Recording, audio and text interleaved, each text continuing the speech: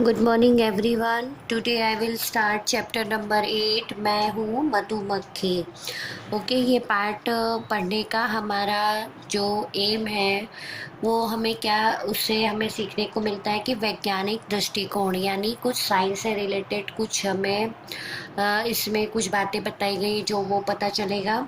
Second की ज्ञान प्राप्ति, मतलब कि हमारा नॉलेज कुछ हमको इससे नॉलेज भी मिल सकता है। नेक्स्ट है परिश्रम की भावना, कि जो हमें हार्ड वर्क करना होता है वो हमें किस तरह अपने अंदर ऐसा सोचना है ये पार्ट पढ़ के कि किस तरह हम अधिक से अधिक हार्ड वर्क कर सकते हैं और करके सफलता की सीढ़ी पर पहुंच सकते हैं। ओके, तो चलिए स्टार्ट करते हैं आज का चैप्टर।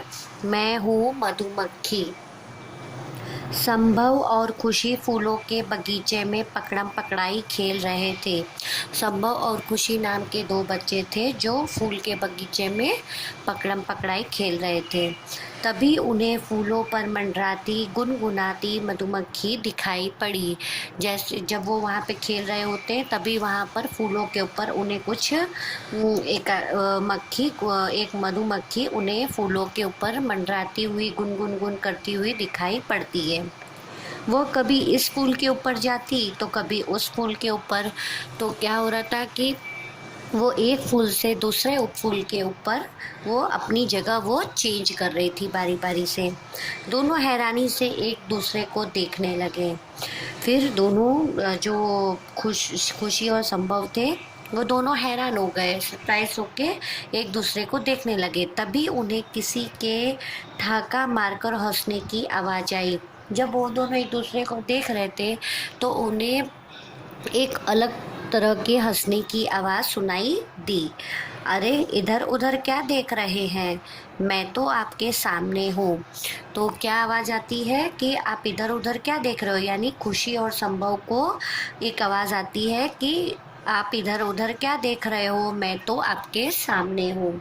संभव और खुशी ने देखा, सामने पंख फैलाए मधुमक्खी खड़ी थी।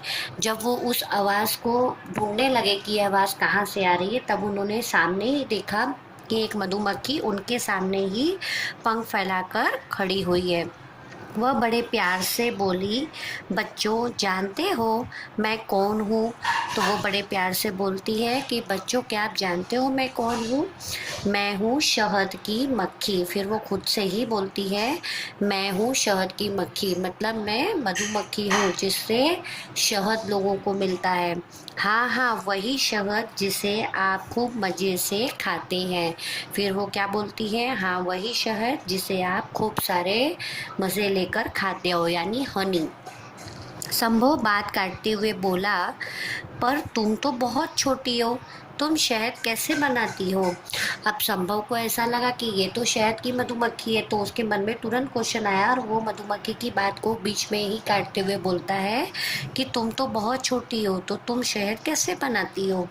मधुमक्खी हंसकर बोली, ठीक है, चलो मैं आपको अपने बारे में बताती हूँ। फिर मधुमक्खी को जब संभव ने ये क्वेश्चन किया तो मधुमक्खी ने उनको बोला कि ठीक है, मैं आपको अपने बारे में कुछ थोड़ा बताती हूँ। हमारे शरीर पर छोटे छोटे बाल और छोटे छोटे पंख होते हैं। अब मधुमक्खी अपने बारे में क्या बोल रही है कि उनके शरीर पर छोटे छोटे बाल होते हैं और छोटे छोटे पंख होते हैं। यही पंख उड़ने में हमारी सहायता करते हैं। जो मधुमक्खी के शरीर पर छोटे छोटे पंख होते हैं वो उनको उड़ने में मदद करते हैं। हमारी भी आपकी तरह दो आंखें होती हैं जो सिर के दोनों ओर होती हैं। अब वो क्या बोल रही है कि जैसे हम लोगों की आंखें हैं वैसे ही उनकी भी दो आंखें होती हैं जो सिर के दोनों ओर होती हैं। सिर मतलब जो हमारा सिर हो, उनका जो सिर होता है उसके राइट लेफ्ट में। प्रत्येक आँख में लगभग 6000 लेंस होते हैं। अभी जो आप हमारी आँख में देखते हो कि हमारी आँख में एक बीच में एक ब्लैक कलर का लेंस दिखाई देता है, वैसे ही मधुमक्खियों की आँख में 6000 यानी 6000 लेंस होते हैं। परंतु हमारे नाक और कान नहीं होते। अब वो क्या बोल रही है कि जिस तरह आपके आँख होते हैं उस तरह मेरे आँख भी होते हैं, जिस तरह आपके उसमें लेंस होती है उस तरह हमारे में भी लेंस होती है, लेकिन वो 6000 होती है। फिर वो क्या बोल रही है कि हमारे नाक और कान नहीं होते, मतलब कि हम सबके तो नाक और कान होते हैं, यानी कान से हम सुनते हैं और कान से सुनते हैं और नाक से किसी चीज़ को सूंघते हैं। लेकिन मधुमक्खी ऐसा बता रही है कि हमारे कान और नाक नहीं होते, बल्कि उनके स्थान पर सिर के आगे जादुई एंटीने होते हैं जो सूंघने तथा सुनने में हमारी सहायता करते हैं। अब वो कान और नाक की जगह क्या होता है, आप पिक्चर में देख रहे हो ना, ये दो एंटीना जैसे लंबा सा खड़ा है, तो ये होते हैं उनके जादुई एंटीने।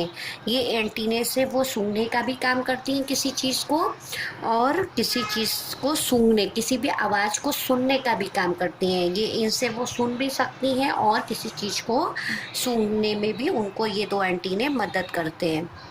हम पैरों की सहायता से सफाई, कटाई और किसी चीज़ को पकड़ कर रखने का कार्य करती हैं।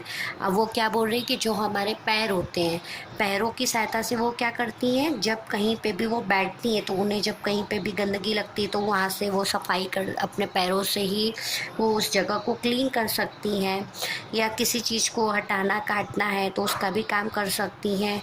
या किसी चीज़ को पकड़ कर रखने का काम, यानी किसी चीज़ को पकड़ कर अगर रखना है उन्हें तो उसको भी पकड़ कर रखने का कार्य वो अपने पैरों की मदद से करती हैं। हमारे सबसे पीछे के दो पैरों में फूलों का पराग एकत्रित करने के लिए थैले भी होते हैं। अब वो क्या बोल रही है कि हमारे सबसे पीछे के दो पैरों में, उनके पीछे के जो दो पैर होते हैं उनमें फूलों का पराग, यानी फूलों के अंदर जो रस होता है वो जब हनी भी उससे एंटीने से अपने फूलों के अंदर का जो रस है वो जब बाहर निकालती हैं तो वो क्या होता है, उसको इकट्ठा करने के लिए उनके दोनों पैरों के पीछे एक बैग बनी होती है, एक थैली बनी होती है। तो वो उस थैली में जो फूलों का रस है यानी फूलों का पराग उसको वो एकत्रित करती है, मतलब जिसकी वजह से फूलों में सुगंध आती है। वो सुगंधित चीज़ को, वो रस को वो उनके पीछे के दो पैरों में उनका जो थैला लगा होता है, एक बैग जो लगी होती है, वो बैग में वो फूलों का पराग इकट्ठा करती हैं। Okay, so students, in our next video I will continue page number 59। Thank you.